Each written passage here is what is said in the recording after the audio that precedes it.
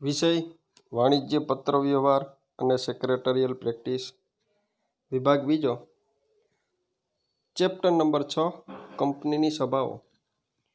એની અંદર આજે આપણે જોવાનું છે ઠરાવ. તો કે ઠરાવ કોને કહેવાય? તો કંપનીની સભામાં પ્રસ્તાવને મૂળ સ્વરૂપમાં અથવા સુધારા વધારા સાથે બહુમતીથી પસાર કરે ત્યારે તે ઠરાવ તરીકે ઓળખવામાં આવે છે. બરોબર છે? ફરીથી એકવાર જોઈએ તો કંપનીની સભામાં પ્રસ્તાવને મૂળ સ્વરૂપમાં અથવા સુધારા વધારા સાથે બહુમતીથી પસાર કરવામાં આવે ત્યારે તેને ઠરાવ તરીકે ઓળખવામાં આવે છે. બરોબર છે? ક્લિયર? તો અહીંયા આપણે ઠરાવ વિશે અભ્યાસ કરવાનો છે. તો કે ભાઈ અહીંયા ઠરાવ છે તેના પ્રકારો છે એ કેટલા છે? તો કે ભાઈ ઠરાવ છે એના પ્રકારો અહીંયા આપણે 3 આપેલા છે. એક તો કયો ઠરાવ કીધો છે? તો કે સામાન્ય ઠરાવ કીધો છે. અહીંયા બીજો કયો ઠરાવ કીધો છે? તો કે ભાઈ ખાસ ઠરાવ આપણે કીધેલો છે. અને ત્રીજો જે નંબર છે એ જોઈએ તો કે ભાઈ સંચાલક મંડળની સભાના ઠરાવો. આવી રીતના ઠરાવના અહીંયા આપણે કેટલા પ્રકાર છે, ક્યાં ક્યાં, એવી રીતનો પ્રશ્ન પૂછે તો કે ભાઈ ઠરાવ છે તેના 3 પ્રકાર છે. એક તો કયો પ્રકાર કીધો છે? તો કે ભાઈ સામાન્ય ઠરાવ કીધો છે. બીજો કયો પ્રકાર કીધો છે? તો કે ભાઈ ખાસ ઠરાવ કીધો છે. અને ત્રીજો કયો પ્રકાર કીધો છે? તો કે ભાઈ સંચાલક મંડળની સભાના ઠરાવો. અહીંયા આપણે અભ્યાસ કરવાનો છે તો કે ભાઈ સામાન્ય ઠરાવ કોને કહેવાય? બરોબર? તો એની અંદર આપણે જોઈએ તો કે ભાઈ કંપનીની સભામાં સાદી બહુમતીથી જે ઠરાવ પસાર કરવામાં આવે તેને સામાન્ય ઠરાવ કહેવામાં આવે છે. બરોબર છે? આપણે આ વ્યાખ્યા છે યાદ રાખવાની થશે. પ્રશ્ન પૂછે સામાન્ય ઠરાવ કોને કહેવાય? તેના હેતુઓ સમજાવો એવો આપને પ્રશ્ન પૂછે. સામાન્ય ઠરાવના હેતુઓ સમજાવો તેવો આપને શું પૂછશે? તો કે ભાઈ પ્રશ્ન પૂછશે. તો અહીંયા કંપનીની સભામાં સાદી બહુમતીથી, તો કે સાદી બહુમતી કોને કહેવાય? તો કે ભાઈ 51% કે તેથી વધુ મત છે તે તરફેણની અંદર પડેલા હોય તો એને સાદી બહુમતી કહેવામાં આવે છે. બરોબર છે? એટલે પાછું આપણે જોશું આગળ. તો કે ભાઈ સાદી બહુમતીથી જે ઠરાવ પસાર કરવામાં આવે તેને સામાન્ય ઠરાવ કહેવામાં આવે છે. તો એની અંદર આપણે જોઈએ તો કે સામાન્ય ઠરાવ એટલે આપણે શું યાદ રાખવાનું છે? માત્ર ને માત્ર આ બાબત જ યાદ રાખવાની છે. પરંતુ આમાંથી કેટલીક બાબતો છે વિકલ્પની અંદર ટૂંકા પ્રશ્નની અંદર આવે તો એની અંદર જોઈએ તો સામાન્ય ઠરાવ એટલે કે નંબર 1 કીધો છે તો કે કંપની ધારા પ્રમાણે નોટિસ આપવામાં આવેલ હોય. બરોબર છે? તો કે ભાઈ સામાન્ય ઠરાવ પસાર કરવો છે એના માટે એણે શું આપ્યું હોય? તો કે ભાઈ સભા અગાઉ નોટિસ આપેલી હોય. બીજો નંબર કીધો છે તો કે હાથ પ્રદર્શન, અવાજ દ્વારા કે વીજાણુ યંત્ર દ્વારા મતદાન કરી એ ઠરાવ પાસ કરેલ હોય. હાથ પ્રદર્શન એટલે કે હાથ ઊંચો કરીને, અવાજ દ્વારા અથવા તો ઇલેક્ટ્રોનિક ઉપકરણો દ્વારા મતદાન કરી અને જે ઠરાવ છે એ નક્કી કરવામાં આવેલો હોય. ત્રીજો નંબર કીધો જો જરૂર હોય તો સભાના અધ્યક્ષના નિર્ણાયક મતનો આની અંદર સમાવેશ થયેલો હોય એને સામાન્ય ઠરાવ કહેવામાં આવે છે. ચોથો નંબર કીધો સભ્ય મતદાન કરી અથવા પ્રોક્સી દ્વારા અથવા ટપાલ દ્વારા મત આપીને સામાન્ય ઠરાવ છે એ પસાર થાય છે. બરોબર છે? તો સામાન્ય ઠરાવ કઈ રીતના પસાર થઈ શકે? તો કે ભાઈ સભ્ય છે એ મતદાન કરીને, પ્રોક્સી એટલે પ્રતિતાધિકાર, કોઈ સભ્ય છે તેના વતી કોઈ અન્ય વ્યક્તિ છે એને હાજર રહેવાનો મત આપવાનો અધિકાર મળેલો એને પ્રોક્સી કહેવામાં આવે છે. અથવા ટપાલ દ્વારા જે મત આપવામાં આવેલો હોય એના દ્વારા પણ સામાન્ય ઠરાવ પસાર કરી શકાય. જે તે ઠરાવની તરફેણમાં પડેલા મતોની સંખ્યા 51% કે તેથી વધુ હોવી જોઈએ. તો કે ભાઈ 100 વ્યક્તિઓએ મતદાન કરેલું હોય તો એમાંથી 51% વ્યક્તિઓ છે એને તરફેણમાં મત આપેલા હોવા જોઈએ. અને બાકીના જે વ્યક્તિઓ વધ્યા તો કે ભાઈ 49% જે લોકો છે એટલે કે 49 લોકો છે એણે વિરુદ્ધમાં મત આપેલા હોય તો આને સામાન્ય ઠરાવ કહેવામાં આવે છે. આ રીતે પસાર થયેલા ઠરાવને સામાન્ય ઠરાવ કહેવામાં આવે છે. સામાન્ય ઠરાવને રજિસ્ટ્રાર પાસે નોંધાવવો ફરજિયાત નથી. અહીંયા આપણા માટે આ બાબત છે વિકલ્પ બની જાય છે. શું? તો કે ભાઈ સામાન્ય ઠરાવને કંપની રજિસ્ટ્રાર પાસે નોંધાવવો ફરજિયાત નથી. બરોબર છે. સામાન્ય ઠરાવની અંદર તો કે ભાઈ તરફેણની અંદર કેટલા મત પડેલા હોવા જોઈએ? તો કે ભાઈ 51% મત પડેલા હોવા જરૂરી છે. જે ઠરાવ સાદી બહુમતીથી પસાર થાય એ ઠરાવને ક્યાં નામે ઓળખવામાં આવે? તો કે સામાન્ય ઠરાવ કહેવામાં આવે છે. બરોબર છે. આપણા માટે આ છે એ વ્યાખ્યા થશે. અને પ્રશ્ન એવી રીતે પૂછે કે સામાન્ય ઠરાવ કોને કહેવાય? એના હેતુઓ સમજાવો. કેટલા માર્ક્સની અંદર? તો કે ભાઈ આપણે 4 માર્ક્સની અંદર એ પ્રશ્ન છે એ પૂછી શકાય. તો કે ભાઈ એના હેતુઓ જોઈએ તો કે ભાઈ સામાન્ય ઠરાવ કેવા સંજોગોમાં પસાર કરવામાં આવે છે? તો નંબર 1 કીધો કંપનીના વાર્ષિક હિસાબો અને ડિરેક્ટરોનો અહેવાલ સ્વીકારવા માટે. અહીંયા જોઈએ તો કંપની છે એ વર્ષના અંતેના વાર્ષિક હિસાબો બનાવતી હોય છે. તો એ વાર્ષિક હિસાબો છે એ અને જે ડિરેક્ટરો છે એટલે કે સંચાલકો છે એનો અહેવાલ છે એ સભાની અંદર સ્વીકારવા માટે આવી સાદી બહુમતી છે એ જરૂરી બની જાય છે. નંબર 2 કીધો કેન્દ્ર સરકારની પૂર્વ મંજૂરીથી કંપનીના નામમાં ફેરફાર કરવાનો હોય. તો કે મેં અહીંયા કંપનીના નામમાં ફેરફાર કરવાનો છે પરંતુ કેન્દ્ર સરકારની અગાઉથી મંજૂરી લીધેલી છે. બરોબર છે. તો કેવો ઠરાવ જરૂરી છે? તો કે ભાઈ સામાન્ય ઠરાવ જરૂરી બની જાય છે. નંબર 3 અહીંયા કીધો છે તો કે ભાઈ કંપનીના વિજ્ઞાપન પત્રમાં નોંધાયેલ કોઈ કરારની શરતોમાં ફેરફાર કરવાનો હોય. તો કે અહીંયા કંપનીનું વિજ્ઞાપન પત્ર છે. વિજ્ઞાપન પત્ર એટલે કે જાહેર જનતાને શેર ખરીદવા માટે આમંત્રણ આપતો પત્ર એટલે વિજ્ઞાપન પત્ર. તો કે એમાં કોઈ કરાર છે એ દર્શાવેલો હોય તો એ શરતોની અંદર જો કોઈ પણ પ્રકારનો કંઈ ફેરફાર દર્શાવવાનો હોય તો શું જરૂરી બની જાય છે? તો કે ભાઈ અહીંયા સામાન્ય ઠરાવ પસાર કરવો જરૂરી છે. નંબર 4 કીધો કંપની સંચાલકની ચૂંટણી કરવાની હોય એટલે આપણે ખ્યાલ છે વર્ષ દરમિયાન વર્ષના અંતે આજે વાર્ષિક સામાન્ય સભાની અંદર સંચાલકોને ચૂંટવાના હોય તો સામાન્ય ઠરાવ જરૂરી બને છે. પછી તો કે ભાઈ ભલામણ કરેલ ડિવિડન્ડને જાહેર કરવામાં. તો કે ભાઈ ડિવિડન્ડ છે એની ભલામણ કોણ કરે છે? તો કે ભાઈ ડિવિડન્ડની ભલામણ છે એ સંચાલકો કરે છે. બરોબર છે. એને મંજૂરી આપવાનું કામ કોણ કરે છે? તો કે ભાઈ શેર ધારકો કરે છે. તો કે ભાઈ ભલામણ કરેલ ડિવિડન્ડ છે એને જાહેર કરવા માટે તો કે ભાઈ સામાન્ય ઠરાવ જરૂરી છે. તો કે ભાઈ એ ડિવિડન્ડ જાહેર થયેલું ક્યારે કહેવાય? તો કે શેર ધારકો છે એને મંજૂરી આપશે ત્યારે તે જાહેર થયેલું કહેવાય. કંપની ઓડિટરની નિમણૂક અને મહેનતાણું નક્કી કરવા. તો કે ભાઈ ઓડિટરની નિમણૂક. ઓડિટર એટલે કોણ? તો કે હિસાબોની ચકાસણી કરનાર વ્યક્તિ. તો કે એની નિમણૂક કરવાની હોય. સાથે સાથે તો કે ભાઈ એનું મહેનતાણું નક્કી કરવાનું હોય. તો આવા સંજોગોની અંદર શું જરૂરી છે? તો કે ભાઈ સામાન્ય ઠરાવ જરૂરી છે. નંબર 7 કીધો છે તો કે સંચાલકોની નિવૃત્તિ પછી આવેલ સંચાલકની પુનઃ નિમણૂક કરવી હોય. બરાબર. તો કે કોઈ સંચાલક છે એ નિવૃત્ત થાય છે. હવે નિવૃત્ત થયા પછી એની પાછી નિમણૂક એની એ જગ્યા ઉપર કરવી હોય તો સામાન્ય ઠરાવ કરવો જરૂરી છે. 8મો નંબર કીધું નિવૃત્ત થતા સંચાલક સિવાય અન્ય વ્યક્તિની સંચાલક તરીકે નિમણૂક કરવાની હોય. એ બાબત છે અહીંયા 4થા નંબરની અંદર આવી જાય. તો કે ભાઈ સંચાલકની ચૂંટણી કરવાની હોય. બરાબર.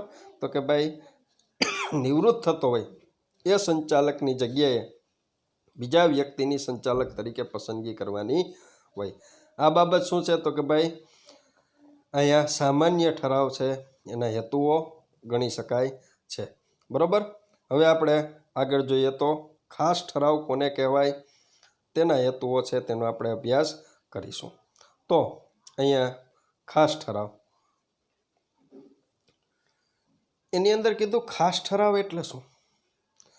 તો કે ભાઈ કંપની ધારા અને નિયમન પત્ર મુજબ સભ્યોને યોગ્ય રીતે નોટિસ આપેલી હોવી જોઈએ. બરાબર. અહીંયાની વ્યાખ્યા છે અહીંયા સ્પષ્ટ આપેલી નથી, આગળ આપણે જોશું. તો કે ભાઈ અગાઉ આપણે જોયું હતું સાદા ઠરાવની અંદર તો કે ભાઈ નોટિસ હતી એની વાત કરેલી હતી, પણ અહીંયા આપણે કીધું છે તો કે ભાઈ નિયમન પત્ર મુજબ સભ્યોને ખાસ ઠરાવ માટે નોટિસ આપવી જરૂરી બની જાય છે, બરાબર, ખાસ ઠરાવ માટે. સામાન્ય સભાની નોટિસ કોઈ બાબતમાં ઠરાવને ખાસ ઠરાવ તરીકે ગણવા અંગે સ્પષ્ટતા કરવામાં આવેલી હોવી જરૂરી છે. તો કે ભાઈ અહીંયા સામાન્ય સભાની નોટિસ એટલે કે શેર ધારકોની સભા યોજાતી હોય એમાં કઈ બાબત છે એના માટે ખાસ ઠરાવ જરૂરી છે એ બાબતનો નોટિસની અંદર ઉલ્લેખ કરવો જરૂરી બની જાય છે, એની સ્પષ્ટતા કરવી જરૂરી બની જાય છે. અને ખાસ ઠરાવની તરફેણમાં ઓછામાં ઓછા 75% સભ્યોની બહુમતી આવશ્યક બની જાય છે. તો કે 100 લોકોએ મતદાન કરેલું હોય એમાંથી 75 લોકો છે એણે તરફેણની અંદર મતદાન કરેલું હોવું જોઈએ તો જ એ ખાસ ઠરાવ ગણી શકાય. કંપની રજિસ્ટ્રાર પાસે ખાસ ઠરાવ છે નોંધાવવો જરૂરી છે, બરોબર છે, નહીતર શું થશે તો કે જે તે અધિકારી છે દંડને પાત્ર ગણાશે. એ સામાન્ય ઠરાવ છે એની રજિસ્ટ્રાર પાસે નોંધણી કરાવવાની થતી નથી. તો કે ભાઈ કયા સંજોગોમાં ખાસ ઠરાવ છે એ જરૂરી બની જાય છે. પ્રશ્ન તમને એવો પૂછે અલગથી, અગાઉનો પ્રશ્ન શું હતો તો કે ભાઈ સામાન્ય ઠરાવ કોને કહેવાય તેના હેતુઓ સમજાવો 4 માર્ક્સની અંદર. અહીંયા પ્રશ્ન તમને શું પૂછે તો કે ખાસ ઠરાવ કોને કહેવાય તેના હેતુઓ સમજાવો 4 માર્ક્સની અંદર પૂછાય. વ્યાખ્યા છે એ જે આપણે આગળ જોશું તો એના હેતુઓની અંદર નંબર 1 કીધો છે તો કે ભાઈ કેન્દ્ર સરકારની પૂર્વ મંજૂરીથી કંપનીના નામ અને હેતુની કલમમાં ફેરફાર કરવાનો હોય. અગાઉ જોયું હતું તો કે ભાઈ નામની કલમમાં ફેરફાર કરવાનો હતો તો સામાન્ય ઠરાવ હતો, પણ અહીંયા શું કીધું છે તો કે નામની કલમમાં ફેરફાર કરવાનો, પાછું ધ્યેયની કલમની અંદર પણ ફેરફાર કરવાનો છે, બરોબર છે.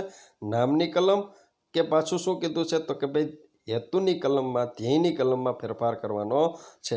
અહીં નામની કલમની અંદર શું આવ્યું હતું તો કે ભાઈ સામાન્ય ઠરાવ પણ ચાલે અને ખાસ ઠરાવ પણ જરૂરી બની જાય છે, બરોબર છે. એટલે 2 બાબત છે એ આપણે આ બાબત છે એ બેયની અંદર યાદ રાખવી જરૂરી બની જાય છે, બરોબર છે. તો કે કેન્દ્ર સરકારની મંજૂરીથી કંપનીના નામની અંદર ફેરફાર કરવાનો હોય, બરોબર છે, કે નામની કલમમાં ફેરફાર કરવાનો હોય અથવા તો ધ્યેયની કલમમાં શું કરવાનો હોય ફેરફાર કરવાનો હોય. નંબર 2 કીધો છે તો ભાઈ ક્યારે ખાસ ઠરાવ પસાર કરવો જરૂરી છે તો કે ભાઈ કંપનીના નિયમન પત્રમાં કોઈ પણ પ્રકારનો કંઈ ફેરફાર કરવો હોય. નંબર 3 કીધો છે તો કે ભાઈ રજિસ્ટર્ડ ઓફિસ એને એક રાજ્યમાંથી બીજા રાજ્યમાં લઈ જવાની હોય, બરોબર છે. અહીંયા આપણે જોઈએ તો નંબર 3 પહેલા નંબરની અંદર નામની કલમ કે હેતુની કલમ, નંબર 2 નિયમન પત્ર, નંબર 3 રજિસ્ટર ઓફિસ એક રાજ્યમાંથી બીજા રાજ્યની અંદર લઈ જવી હોય.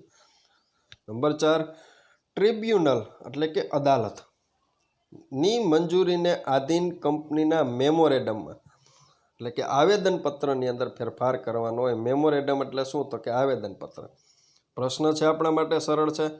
શા માટે તો કે ભાઈ આવેદનપત્રમાં ફેરફાર કરવાનો હોય, નિયમન પત્રમાં ફેરફાર કરવાનો હોય, નામની કલમમાં ફેરફાર કરવાનો હોય, ધ્યેયની કલમમાં ફેરફાર કરવાનો હોય અને રજિસ્ટર ઓફિસની કલમ છે એમાં ફેરફાર કરવો. પણ કઈ રીતના તો કે ભાઈ રજિસ્ટર ઓફિસ એક રાજ્યમાંથી બીજા રાજ્યની અંદર લઈ જવાની છે. પછી કીધો છે નંબર 5 તો કે ભાઈ કેન્દ્ર સરકાર તરફથી કંપનીને સત્તા મળી હોય તેવી પરોપકારી લોક કલ્યાણના હેતુવાળી કંપનીના નામમાંથી ખાનગી કે મર્યાદિત શબ્દ છે તેને શું કરવો તો કે ભાઈ રદ કરવો. તો કે ભાઈ કેન્દ્ર સરકાર દ્વારા કંપનીને એવી સત્તા મળેલી હોય, બરોબર છે, એ શેના માટે કામ કરતી તો કે ભાઈ લોક કલ્યાણના હેતુ માટે કામ કરતી હોય. પરોપકારી તો કે ભાઈ બીજાના ઉપકાર માટે કામ કરતી હોય એવી કંપની છે એને એના નામમાંથી ખાનગી શબ્દ છે, બરોબર છે, અથવા તો મર્યાદિત જવાબદારીવાળો શબ્દ છે એને રદ કરવો હોય તો એ ખાસ ઠરાવ પસાર કરીને એ શબ્દ છે તેને રદ કરી શકાય. નંબર 6 કીધો છે અનામત ભંડોળની રચના કરવા. આ બાબતથી આપ પરિચિત છો તો કે ભાઈ ધંધાકીય એકમ છે એ અનામત ભંડોળ છે તેની રચના કરતી હોય છે. અનામત ભંડોળ છે એ તમે ક્યાં દર્શાવતા હોય તો કે ભાઈ વાર્ષિક હિસાબોની અંદર મૂડી દેવા બાજુ આ બાબત છે તેને તમે દર્શાવતા હોવ છો. તો કંપની છે એ આ ભંડોળની રચના કરવા માગતી હોય, બરાબર છે,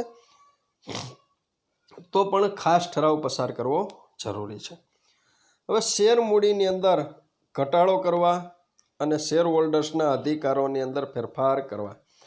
તો કે ભાઈ કંપનીની જે શેર મૂડી છે એની અંદર શેર છે તેને રદ કરી અને કંપની છે એની મૂડીની અંદર ઘટાડો કરવા માગતી હોય અને શેર હોલ્ડરના અધિકારો છે એમાં કંઈ ફેરફાર કરવા માગતી હોય તો ખાસ ઠરાવ જરૂરી છે. નંબર 8મો કીધો છે કંપની સંચાલકને લાભદાયક હોદ્દો ધારણ કરવા માટે. સંચાલક છે એને અન્ય કોઈ હોદ્દો આપવાનો હોય, કેવો તો કે ભાઈ લાભદાયક, તો એના માટે પણ ખાસ ઠરાવ જરૂરી છે. કંપનીના વહીવટની તપાસ કરવા અધિકારીની નિમણૂક કરવા. તો કે અહીંયા આપણે કંપનીના વહીવટની તપાસ કરવા, તો કે ભાઈ કંપનીનું વિસર્જન થાય ત્યારે અહીંયા કંપની છે એ ફડચા અધિકારીની નિમણૂક કરે છે. તો આવા સંજોગોની અંદર પણ એના માટે ખાસ ઠરાવ પસાર કરવો જરૂરી છે. કંપનીમાંથી મેનેજિંગ ડિરેક્ટરને દૂર કરવો હોય, ખાસ ઠરાવ જ કરવો પડે. અને ટ્રિબ્યુનલ દ્વારા કંપનીનું વિસર્જન કરવાનો ઠરાવ પસાર કરવા માટે, બરાબર છે, તો અહીંયા ખાસ ઠરાવ જરૂરી બની જાય છે. અહીંયા તમારે કેટલા મુદ્દા યાદ રાખો તો કે ભાઈ 8 મુદ્દા છે યાદ રાખવા. તમને 4 માર્ક્સની અંદર આ પ્રશ્ન છે એ પૂછાઈ શકે છે, બરાબર છે. હવે આપણે જોઈએ તો તફાવત આપ્યો છે સામાન્ય ઠરાવ અને ખાસ ઠરાવ. તમને મેં કીધું તો ખાસ ઠરાવની વ્યાખ્યા છે એ આપણે આગળ જોશું. તો અહીંયા કેવી રીતના વ્યાખ્યા લખી શકાય તો કે ભાઈ જે ઠરાવ સભ્યોની 75% બહુમતીથી પસાર કરવામાં આવે તેને ખાસ ઠરાવ કહેવામાં આવે છે, બરાબર છે. જે ઠરાવ સભ્યોની 75% બહુમતીથી પસાર કરવામાં આવે તેને ખાસ ઠરાવ કહેવાય. આ વ્યાખ્યા છે તમારે યાદ રાખવાની થશે. હવે સામાન્ય ઠરાવ તો કે ભાઈ કંપનીની સભામાં સામાન્ય ઠરાવ બહુમતીથી એટલે કે 51%થી પસાર કરવામાં આવે. સાદી બહુમતીથી એટલે કે 51%થી પસાર કરવામાં આવે છે તેને સામાન્ય ઠરાવ કહેવામાં આવે છે, બરાબર છે. બે વ્યાખ્યા. હેતુ છેલ્લે આપણે બેના હેતુઓ જોયા છે. તો કે ભાઈ કેવા સંજોગોની અંદર સામાન્ય ઠરાવ, કેવા હેતુ માટે સામાન્ય ઠરાવ પસાર કરવો જરૂરી છે. તો કે ભાઈ કંપનીના વાર્ષિક હિસાબોને મંજૂર કરવા માટે, બરાબર છે. આપણે જોયેલું છે વર્ષના અંતે કંપનીની જે સભા યોજાતી હોય એમાં કંપની જે વાર્ષિક હિસાબો રજૂ કરતી હોય એને મંજૂર કરવા માટે. ડિવિડન્ડની ભલામણને મંજૂર કરવા માટે. તો કે ભાઈ ડિવિડન્ડ છે એ માટેની ભલામણ કોણ કરે તો કે સંચાલકો કરે. એને મંજૂરી કોણ આપે તો કે શેરધારકો આપતા હોય છે, બરાબર છે. તો કે અહીંયા પણ સામાન્ય ઠરાવ જરૂરી છે. સંચાલકો ઓડિટરની નિમણૂક કરવાની હોય એનું મહેનતાણું વગેરે કાર્યો માટે સામાન્ય ઠરાવ પસાર કરવા પડે છે, બરાબર. આપણે જે હેતુઓ યાદ રાખ્યા છે એમાંથી 3 કે 4 હેતુઓ છે એ લખી શકાય. હવે આમાં તો કે નિયમન પત્રમાં ફેરફાર કરવો હોય, આવેદન પત્રમાં ફેરફાર કરવો હોય, એના માટે અહીંયા શબ્દ આપ્યો તો મેમોરેન્ડમ, બરાબર. કંપની વિસર્જનની કાર્યવાહી કરવા માટે છેલ્લો નંબર આપ્યો તો લિક્વિડેટરની શું કરવાની હોય તો કે ભાઈ નિમણૂક કરવાની હોય. વિસર્જન માટે કોઈ અધિકારીની, તો કે ભાઈ કોઈ તપાસ માટે કોઈની નિમણૂક કરવાની હોય તો લિક્વિડેટરની નિમણૂક કરવાની હોય. આવા કાર્યો માટે ખાસ ઠરાવ પસાર કરવામાં આવે છે. નંબર 3 કીધો છે તો કે ભાઈ જરૂરિયાત. તો કે સામાન્ય ઠરાવની જરૂરિયાત શું તો કે રોજબરોજના કાર્યો કરવા માટે સામાન્ય ઠરાવ પસાર કરવામાં આવે છે. ને ખાસ ઠરાવની જરૂરિયાત શું તો કે ભાઈ મહત્વના નીતિ વિષયક નિર્ણયો માટે ખાસ ઠરાવ પસાર કરવામાં આવે છે, બરાબર છે. તો કે ભાઈ રોજબરોજના સામાન્ય કાર્યો માટે તો કે કેવો ઠરાવ સામાન્ય ઠરાવ. અને નીતિ વિષયક કોઈ નિર્ણય લેવાના હોય, નામમાં ફેરફાર કરવાનો હોય, હેતુની કલમમાં ફેરફાર કરવાનો હોય, આવેદનપત્ર નિયમન પત્રમાં ફેરફાર કરવાનો, આ બધા નીતિ વિષયક ફેરફાર ગણી શકાય છે, બરાબર છે. તો કે એની અંદર ફેરફાર કરવા માટે ખાસ ઠરાવ જરૂરી બની જાય છે. નોટિસ તો કે સામાન્ય ઠરાવ અંગે નોટિસમાં ઉલ્લેખ જરૂરી નથી અને ખાસ ઠરાવ અંગે નોટિસમાં ઉલ્લેખ જરૂરી છે. નોંધણી તો કે ભાઈ કંપની રજિસ્ટ્રાર પાસે નોંધણી કરાવવી ફરજિયાત નથી. કંપની રજિસ્ટ્રાર પાસે નોંધણી કરાવવી ફરજિયાત છે. બરાબર છે. એ નોટિસની અંદર ઉલ્લેખ જરૂરી નથી, એ નોંધણી જરૂરી નથી. શેની? તો કે ભાઈ ઠરાવ પસાર થઈ ગયા પછી. અને અહીંયા નોટિસમાં ઉલ્લેખ કરવો જરૂરી છે. કઈ બાબતનો? તો કે ભાઈ આ બાબત માટે ખાસ ઠરાવ પસાર કરવાનો છે. ને ખાસ ઠરાવની કંપની રજિસ્ટ્રાર પાસે નોંધણી જરૂરી બની જાય છે. આ તફાવત છે અહીંયા પૂર્ણ થાય છે. વધુમાં વધુ આપણે 4 માર્ક સુધીમાં પૂછી શકાય છે. બરાબર છે. હવે નંબર છેલ્લો જોવાનો છે, સંચાલક મંડળની સભાના ઠરાવો. એમાં જોઈએ તો સંચાલક મંડળની સભાના ઠરાવો એની અંદર જોઈએ તો એ કંપનીના સંચાલક મંડળના તમામ ઠરાવોને સામાન્ય ઠરાવ તરીકે ઓળખવામાં આવે છે. એ સંચાલક મંડળના તમામ ઠરાવોને કેવા ઠરાવ કહેવાય? તો કે સામાન્ય ઠરાવ. આવા ઠરાવો ઘણીવાર કંપનીના વકીલ, કાયદાકીય સલાહકાર અગાઉથી તૈયાર કરી રાખે છે. આવો ઠરાવ સાદી બહુમતીથી પસાર થાય છે. વધુમાં જ્યારે ખાસ બહુમતીની જરૂર હોય ત્યારે તે પ્રમાણે ઠરાવ પસાર કરવામાં આવે છે. એ સંચાલક મંડળની સભાના ઠરાવો છે. બરાબર છે. આ બધા ઠરાવોને કેવા ઠરાવો કહેવામાં આવે છે? તો કે સામાન્ય ઠરાવ તરીકે ઓળખવામાં આવે છે. અને આવા ઠરાવો છે એમાં વકીલ, કાયદાકીય સલાહકારની અગાઉ તૈયાર કરી રાખતા હોય છે. બરાબર છે. અને સાદી બહુમતીથી પસાર થાય છે. જ્યારે ખાસ બહુમતીની જરૂર હોય તો એ મુજબ પણ તેને પસાર કરી શકાય છે. બરાબર છે. અહીંયા આપણું 6થું ચેપ્ટર છે તે પૂરું થાય છે. અને અહીંયા આપણો પ્રશ્ન છે એ પૂરો થઈ ગયો. અને 6થું ચેપ્ટર છે એને પણ અહીંયા પૂર્ણ કરીએ છીએ.